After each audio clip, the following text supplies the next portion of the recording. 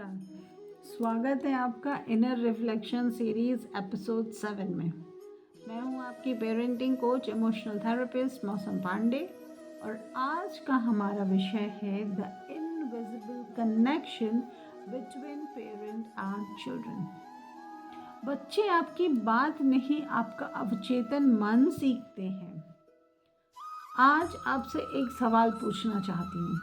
यदि आपके बच्चे को आपके बारे में कुछ भी ना बताया जाए, सिर्फ 1 महीने तक वह आपको देखता रहे, तो वह आपके बारे में क्या सीखेगा?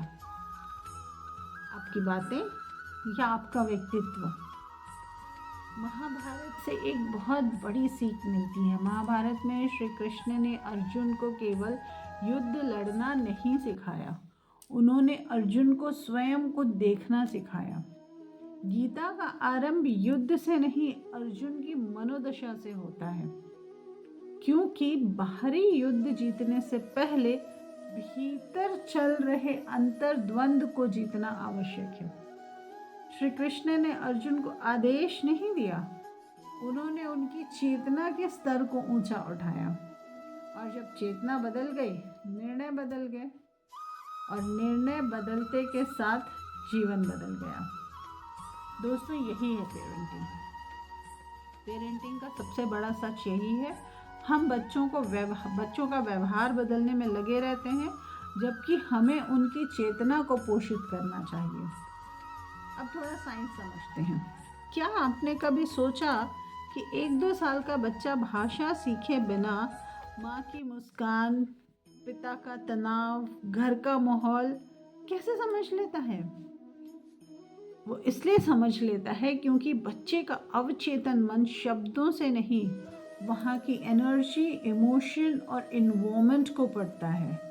ऊर्जा, भावनाओं और वातावरण की मनोदशा को पढ़ता है। जीवन के शुरुआती वर्षों में बच्चे का मस्तिष्क स्पंज के जैसा होता है। हर अनुभव, हर प्रतिक्रिया, हर भावना को अपने भीतर रिकॉर्ड कर रहा होता है, और यहीं पे उसके बिलीव्स बन रहे होते हैं, उसका कॉन्फिडेंस बन रहा होता है, उसका व्यक्तित्व बन रहा होता है। अब आप स्वयं से पूछिए, यदि मैं हर समय तनाव में रहता हूँ, तो क्या मेरा बच्चा कभी शांति सीखेगा? यदि मैं हर छोटी बात पे शिकायत करता हूँ, क्या वह आभार सीख पाएगा? अगर मैं हर वक्त दूसरों से तुलना करता रहता हूँ, क्या वह कभी आत्मविश्वासी बन पाएगा? शायद नहीं। बच्चे हमारी सलाह नहीं, हमारी अवस्था सीखते हैं। न्यूरोसाइंस क्या कहती है? न्यूरोसाइंस कहती है कि हमारे मस्तिष्क में कुछ विशेष तंत्र होते हैं, कुछ स्पेशल न्यूरॉन्स होते हैं, जो हमें देखकर सीखने में मदद करते हैं। And this is the reason why children understand smile of her mother. पापा के टेंशन को, घर के माहौल को, किसी की बेचैनी को बच्चा क्यों समझ लेता है? ये वो सिक्स्थ सेंस है जिससे वो समझता है। वो भावनाओं का अनुभव भी सीखता है, और यही कारण है कि घर का वातावरण बच्चे की पहली पाठशाला है। चलिए एक छोटी सी कहानी सुनते हैं। एक माली के पास 2 पौधे थे। एक को वो रोज प्रेम से पानी देता, खूब बातें करता, लेकिन दूसरे को पानी जरूर देता था, पर कहता रहता था, पता नहीं तुम कब अच्छे बनोगे भी या नहीं बनोगे। कुछ महीनों बाद दोनों पौधे हरे थे, लेकिन एक पौधा खिल रहा था और दूसरा स्ट्रगल कर रहा था। दोनों को पानी तो बराबर मिला, लेकिन दोनों की ग्रोथ बराबर नहीं हुई। किसी ने माली से पूछा कि ऐसा क्यों हुआ, तो माली ने कहा, पानी शरीर को जीवित रखता है, लेकिन विश्वास जीवन को खिलाता है। दोस्तों, बच्चों के साथ भी यही होता है। और आज का इनर रिफ्लेक्शन आपके लिए 5 सवाल है। क्या मेरा बच्चा मुझे शिकायत करते हुए अधिक देखता है या आभार व्यक्त करते हुए?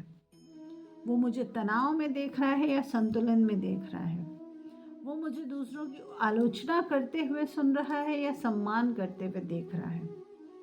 वो मुझे डरा हुआ देख रहा है या मुझे विश्वास में देख रहा है? और बहुत इम्पोर्टेंट, क्या वो मुझे मोबाइल के साथ देख रहा है या परिवार के साथ देख रहा है? सभी प्रश्नों का उत्तर आपके बच्चे के भविष्य की दिशा को तय करता है। Now what is the practice for today? आज की प्रैक्टिस ये है कि बच्चों को कोई नई सीख मत दीजिए, उनके सामने कुछ काम कीजिए and you see the difference. किसी भी एक व्यक्ति का दिल से धन्यवाद कीजिए। किसी भी गलती के लिए, आपने कोई गलती की हो तो उसके लिए ईमानदारी से माफ़ी मांगिए। बच्चे को उपदेश नहीं, उदाहरण समझ में आते हैं। महाभारत भी हमें यही सिखाता है। महाभारत हमें युद्ध करना नहीं सिखाता, युद्ध कैसे जीता जाता नहीं सिखाता, वो हमें सिखाता है मन कैसे जीता जाता है। पेरेंटिंग भी यही है, बच्चे को बदलने की कोशिश नहीं करनी है, वातावरण को बदलना है। And the moment you will change the environment, things will change. पर एनवायरमेंट कैसे बदलता? ऑफ कोर्स हमारे इमोशंस, हमारे फील से बदलता है। बच्चे हमारी सलाह नहीं, हमारी चेतना विरासत में लेते हैं। और यदि आपको अपने बच्चे का भविष्य बदलना है तो सबसे पहले अपनी मनोदशा बदलिए, क्योंकि changing lives begins by changing vibes. फिर मिलेंगे इनर रिफ्लेक्शन सीरीज के अगले एपिसोड में, तब तक के लिए धन्यवाद।